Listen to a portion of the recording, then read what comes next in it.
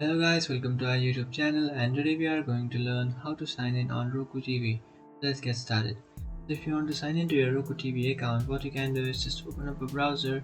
You can select any browser you like, and after opening up a browser in search bar, you can search for RokuTV.com. Now after searching for RokuTV.com, now in order to log into your account, what you can do is just tap on the sign in option, which is on the top right corner of your screen. After tapping on that sign in option, now if you remember your password and email, you just have to enter that. After entering your email and password, just tap on sign in and you will successfully sign into your account.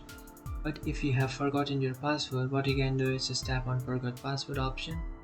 After tapping on forgot password option, you can create a new password for your account. So after creating a new password, just come back to this page and enter the new password that you have created.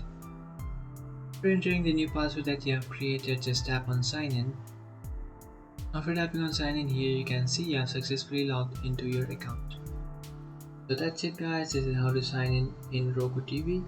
If you find this video helpful, don't forget to like and subscribe to our channel. If you have any doubts, feel free to comment below.